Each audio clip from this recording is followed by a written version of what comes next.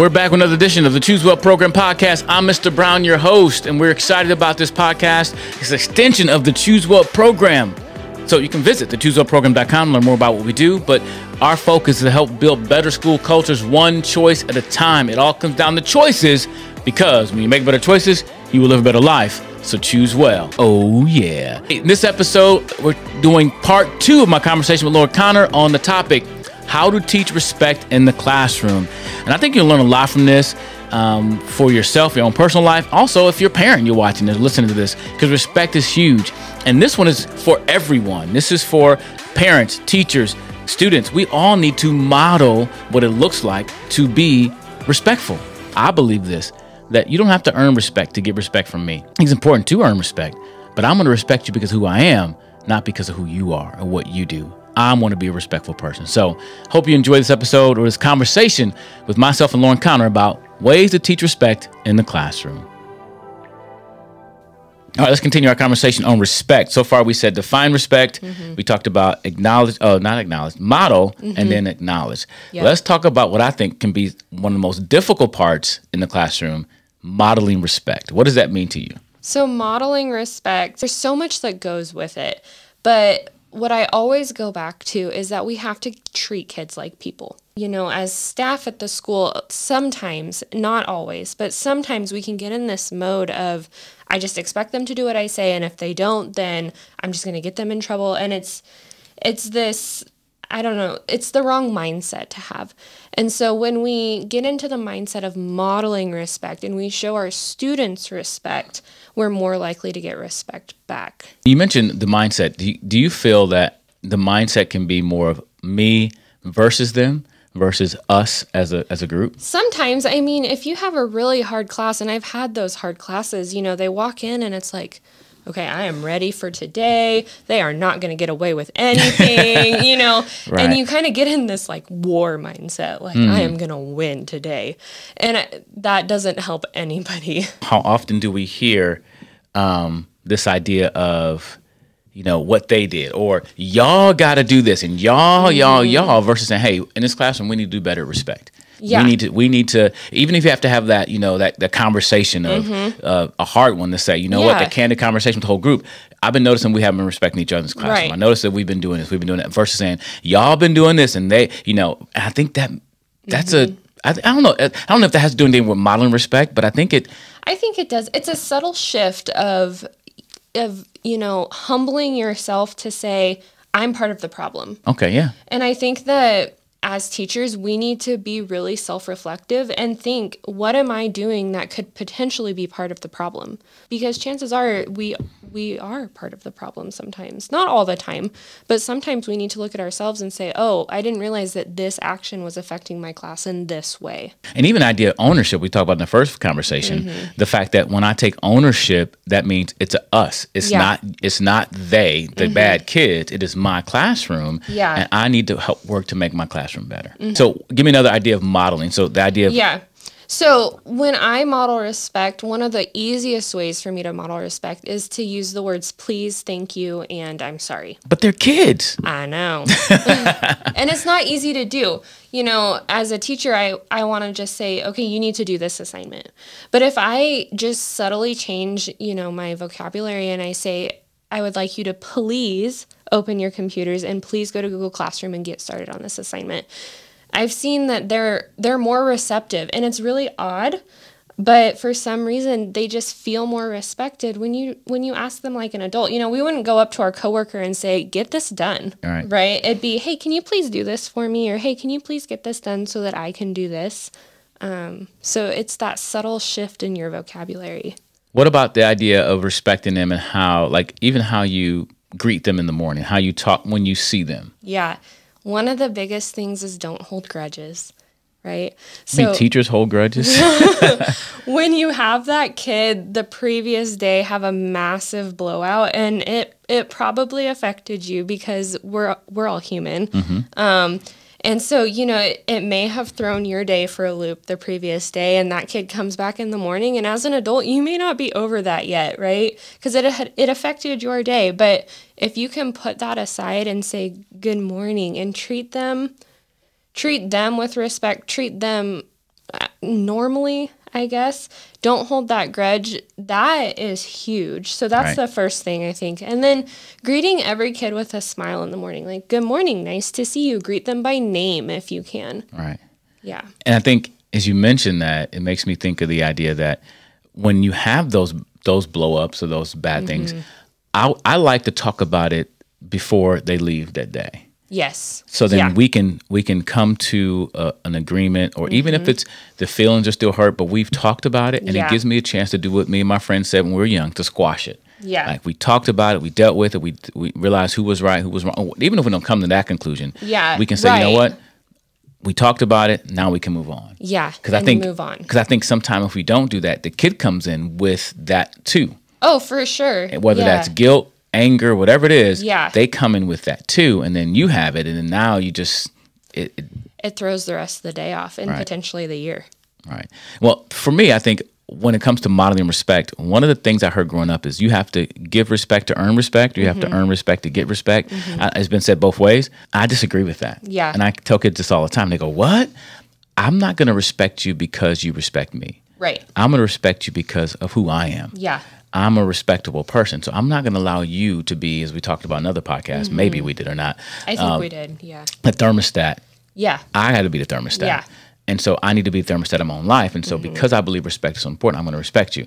Now, I'm not going to let you disrespect me. Like, I'm not going to just tolerate that disrespect. Sure. However, but that's not going to change me and start treating you disrespectfully. Right. And I think that's one of the best ways to model it. How do I respect a kid and talk to this kid in a way that's respectful, even when he's being disrespectful to me? Let me ask you a question. So when you're speaking and you have a kid that's disrespecting you, how do you deal with that situation in a way that shows that you're not willing to tolerate the respect, yet still respects that student? It depends on the situation. Like, typically if I'm in a large group and we're doing a huge assembly, and I usually start with my respect rules. Like, I lay it down. Like, here's what I'm going to respect you. That's my first rule. My first rule is I will respect you as a teenager, and I tell them, hey, sometimes adults don't respect teens or kids. We talk down, you talk at you. I'm not going to do that. Right. And then I ask them to respect me.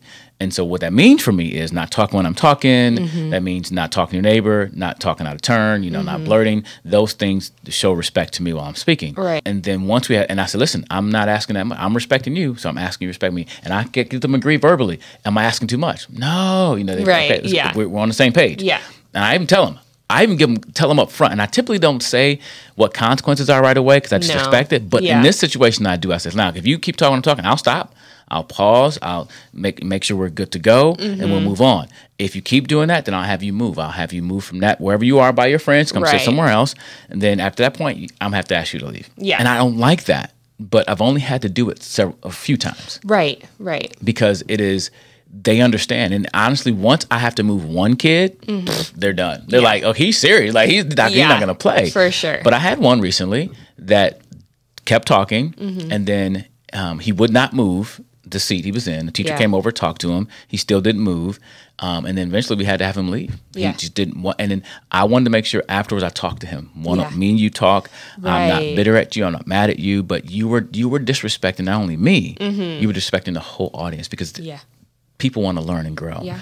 And so I think part of how you deal with that is what kind of relationship you have with that student. In the context of a classroom is different because you have an ongoing relationship. Yeah. And you can appeal to that relationship. And that's why I think Right. it's so important to make deposits in those students' lives Absolutely. when it's not a disciplinary issue, because then you can make a withdrawal. This one story, I was at a school, and I've been working at school for years, and I come once a month and interact with students. And I walked in the cafeteria, and the yard duty was asking one of the students to give her this Sharpie marker that he wasn't supposed to have. And she was like, please give it to me. And he wouldn't give it to her. Right. I walked around the corner, and I looked up and said, come on, would you give it to her? He gave it right to her. Yeah. I had already made a deposit. There was a mutual respect there, so he just did what I asked him to do. Right. And I think as you work in your classrooms, it's so important to figure out ways to make those deposits so you can have those withdrawals. And one of the Yeah. ways is, I think, modeling what you expect to see them with respect. Yeah, for sure. How else can we model respect in the classroom? So we expect them to active listen, right? We expect them to practice the active listening, to nod, to face the speaker, make eye contact, and all of that. So often students will come up and they're really excited about what they did over the weekend, or, last night this happened, and they want to tell us a story. And as educators, we're so busy. In the classroom, I feel like I'm always just slammed. And so the temptation can be that, okay, I'm going to listen, but I'm going to work and type over here while you're talking to me. And I've noticed that when I do that, their story just kind of fizzles out and they walk away. Yeah. Which is heartbreaking, right? You're right. oh no. But if I sit there and I make eye contact and I nod and I'm like, oh my goodness, that is so cool. And I have that active listening, it's that deposit. Right. I've made that deposit with that kid. And then when I say, hey, knock it off, or can you please just move? Right. They're more willing to do that. And even if you're really busy, what I find myself doing, hey, just a second, let me finish this real quick. Yes. Then I can turn and look at you and give you exactly what you need. Right. And that shows that I'm still respecting you, but I had to get this done first. Yeah. But now, hey, tell me and I sit there and listen. And I think for me, I have to practice that with my kids because they'll come up and start talking about something so exciting and you just don't have time. And like yesterday, I'm doing this. I'm speaking at this church for Vacation Bible School, and this little kid I spoke, and this little kid, he was talking to me, Mr. Brown. He was on the playground. I was walking. He's like, "Do you know where I live?" And I was like, "No, I live over here." And he just kept talking, and I had to stop. Yes, I had to stop and look at him and let him finish. Yes. And he was slow. He was thinking, right. And it was painful. I was like, I need to go over here, but I'm gonna let you finish what you're saying. I'm gonna let you finish telling me where you live. I have no idea where you're talking about. No, I don't know the street. I don't know these people. I don't know what happened. I can't even really understand what you're saying. Right. But I'm gonna look you in the eye and let you finish telling me this because I think for me, as we talk about the definition of respect, is honoring people, rules, and things. I want to honor this little kid. Exactly. I want to honor him as a person who matters, and what he has to say matters to me because he matters. For me, when I do that, I think kids see that. And hopefully they will be willing to do the same thing. For sure. The only other thing it goes right along with the active listening, but listen to the kids' interests. If they don't always talk about yourself or your own agenda, I guess, in the classroom, obviously you have to teach and you have to get through your lesson plans. That's a given. But if you have that little bit of free time, listen to what they want to tell you or what they want to talk about. I had a student a couple years ago, and he was one of my really difficult students. And he and I, butted heads all year, and we had a really rocky school year. But I was just sitting. I have this little stool that I sit on, and I just place it around the room, and I'll sit by different groups of students. And usually when I sit there, they want to talk to me, which is great. Wait. So you sit a certain spot in the classroom, and they know, and they want to come talk to you. I move it. So like I'll sit by this group of kids for 20 minutes while they're working on something, and that group of kids will talk to me, and then I'll get up and I'll move after I teach another lesson, and I'll sit over here, and that group of kids will talk to me. And I try to do that every week for 20 minutes at a time. Just to kind of make yourself available and for those conversations. Yeah. Okay. Yeah. And so he was chatting with me, and he was telling me about his dad, who wasn't in the picture. And he said, I don't want to be anything like him. And I was like, that's a pretty big statement. So I said, oh, so what are you going to do to be different? And he said, oh, I'm going to join the military.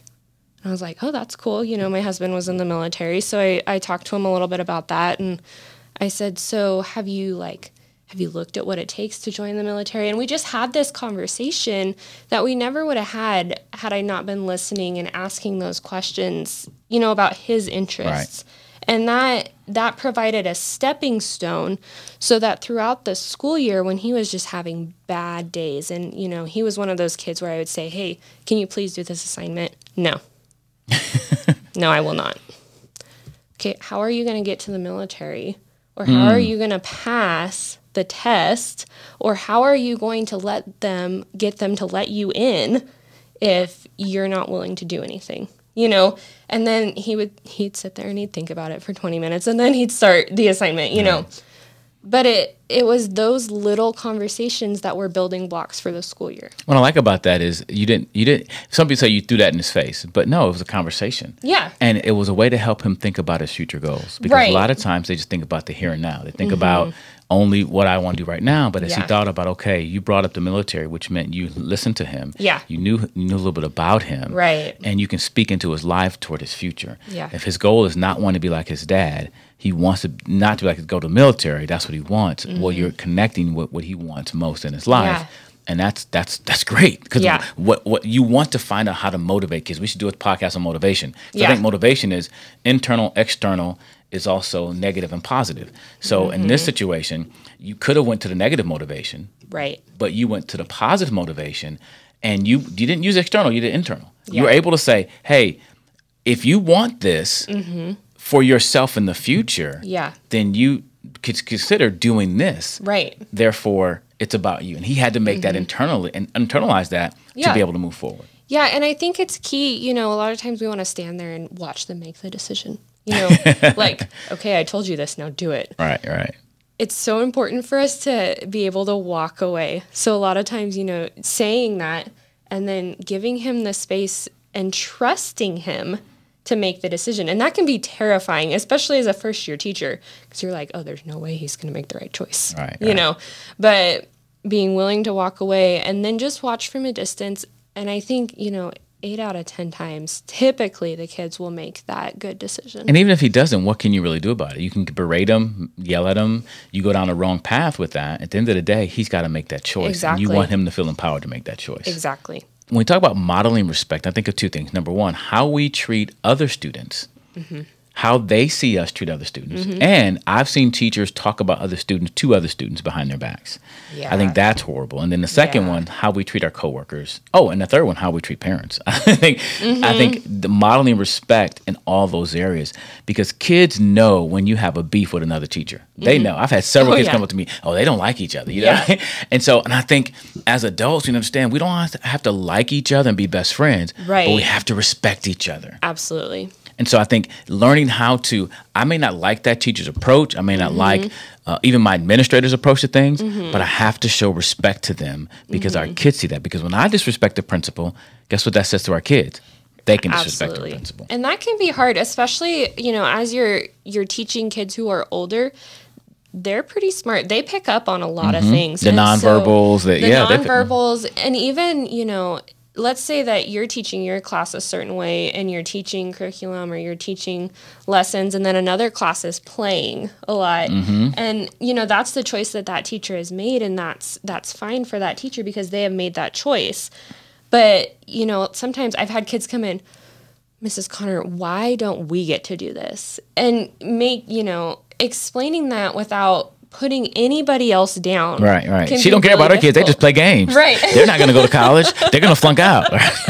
Right. Or even, you know, just even if it's me saying, oh, well, remember, we took our test yesterday, so that's why we're going to play today. And they still need to take their test. You know, whatever it is, but trying to honor and respect everybody. Yeah. And even their approaches that may be different from yours. Because kids will say, oh, in that class we do this, or we didn't have to do this before. How do you respect their way that they teach and how they want to teach with how you teach? Because kids see that. Yeah, absolutely.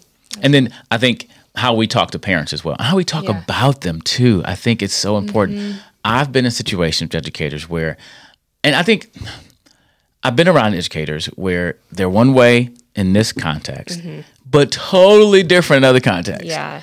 And the gossip and those things. And I think that's something we have to inspect in ourselves because I think it does come out more than we know in our attitudes toward people. Yeah. So I think if we just practice respecting people, even if we disagree with them, and I know we live in a culture now that doesn't respect people disagree with us. Absolutely. Like, and it's so hard to say, you know what, I still respect your opinion. I don't know how you got to that opinion. Right. But I want to respect you as a person. I may disagree with your point. Yeah. I may disagree with your way you do it, but I'm going to agree to disagree, but commit to decency. And I'm going to commit to respecting you as a person, because it's more than just about me and you. It's about our culture, our environment, our kids, and our everyone who's watching. And so as we talk about the Choose Well program and things we're trying to do, we want to help make better school cultures, one choice at a time. And I think one of those choices as individual educators, making sure we're respecting, modeling respect for the kids and our coworkers that we work with. Yeah. Well, and I think it goes back to what you said when we were talking about the definition of respect, that you're going to respect somebody because of who you are. Yeah. Not because of what they can do for you or because they can respect you. That's hard. Oh, it's really, really and I think hard. A lot of this stuff makes us do some inspection of ourselves, and that's tough. I got to evaluate me and how I function. But when I'm willing to do that, not only do I become a better person, but the environment around me becomes better. Going back to what you were saying with parents, because sometimes, sometimes as educators, we get screamed at. Oh, yeah. I've seen it. And it's hard. It's hard. But I think sometimes respecting that parent can look like a really quiet response or a very... a soft answer turns away wrath. I think that's what the proverb says. Yeah, exactly. And a short answer sometimes. And so I had a situation a couple years back where I had to contact a parent because of a behavior, and the parent came at me. And I didn't say a whole lot. I passed it on to my vice principal, who kind of took care of it. And I was just really quiet in how I responded. And the student actually came to school the next day and apologized for the parent. For the parent and for the behavior. Wow. And that spoke volumes to me of, okay, that was the right thing to do. It didn't feel right in the moment. I wanted to fight back, and then throughout the year, my relationship was then better with that student. And a more mutual respect relationship. And I think that's hard, because when someone's berating you and going off on you, you want to defend yourself. And I don't think respect means you're becoming passive, that you don't care. Right. It is that you're being more calculated and understanding, I don't want you to change who I am. If you're throwing dirt at me, I don't want to throw dirt back. I want to protect myself from the dirt. I may have to get away. We may have to have a different conversation. Hey, you know what? Let's come back to this when you're ready to talk. I'm not gonna sit here and let you just do that to me. But I'm not gonna do it back to you. Yeah. And maybe sometimes I need a chance to cool down. I need the opportunity to cool down. And so me walking away or getting out of the situation isn't me being passive or a punk or anything like that. Right. It is, I'm looking at the bigger picture. Yeah. I don't want to be someone out I don't want to be, and I don't want to make this thing escalate this more. Let's de-escalate it and look for a better alternative, because at the end of the day, hopefully they come to their senses and be like, oh, I'm sorry, you know. And then now, if you went off, now y'all, No, it goes back to your video and your talks about responding instead of reacting, and you choose to respond with respect instead of react with whatever you're feeling at the moment. Yeah, because those moments go fast. Yeah. And again, I don't want people to think that we're saying, hey, just let people run all over you. No, not at all. Not at all. But make sure that you don't let people change who you are. And I think that's what our kids need to see, that they need to see that model, that I can actually be who I want to be. I can be a respectful person. I can deal with problems. I can deal with people yelling at me and still be who I am. So modeling is so important, and when it comes to teaching kids respect, because not just about the information we give them, it's about what they see. Because I remember, I don't know who told me this, but more is caught than taught, and I want to be a model. And I think here's the thing: some of us don't feel that we're role models, but the reality, we are role models. Yeah, everybody's watching. Everybody's watching, and so we can be an imperfect, positive role model. Yeah, because you have to be perfect. And I think that's another thing. When you do make mistakes, when you disrespect, when you do something, apologize. Yeah. Make it right. Even to a kid, hey, I'm sorry I did that. Will you forgive me for that? I was wrong. You didn't do it. I'm so sorry. That to me does so much for kids. It does. And so much for your environment. And it helps them model that. So funny, yesterday on the way home from bringing my kids home, and Sophia had, me and Evan made Sophia lunch because she had a thing, and we brought her some food. Oh. And she didn't want to eat it. And so she ate some of it, but then she had 2 bags of chips because I didn't know which kind she wanted, so I gave her one to choose from. And so she gave Evan one, and Evan said, thank you. And then Sophia said, I forgive you. And she's like, wait. Because they're so used to saying to each other, especially lately, I'm sorry, will you forgive me? Yes, I forgive you. But she, instead of saying you're welcome, she said, I forgive you. That's hilarious. But awesome. Yeah, it is. And I said, so y'all been saying that a whole lot lately. That's why it's on the tip of your tongue. But that's something that my wife has modeled for our entire family to teach our kids that when you mess up, hey, apologize and ask for forgiveness. And so I think that's so important that we model. Again, we're not perfect people. I don't think we're trying to pretend to be perfect, but all of us can be imperfect, positive role models to model respect in the classroom, in our school, in our culture, because it can be a part of who we are. For sure. Again, thanks for joining us for this edition of the Choose Well Program podcast. We're so privileged to be doing this. We would love to hear your feedback, whether that's through Apple Podcasts, Google Podcasts, Spotify, wherever you listen to podcasts. But if you're watching this either on our website, thechoooswellprogram.com, or on YouTube, check us out, leave a comment, like, subscribe, and share. And I think I mentioned the Choose Well merch store. We got a merch store. You can get a Choose Well or Consider Other shirt, and many other shirts we do as well. We have one on respect. I choose respect, responsibility, safety, and kindness. Check all that out. The links are in the description of this podcast and the YouTube video. Thanks for watching us, and please join us for the next episode where we talk about how to acknowledge respect in the class. When you see it, you should say it. See something, say something. I'm going to save that for the next podcast. See you next one. Thanks for joining us.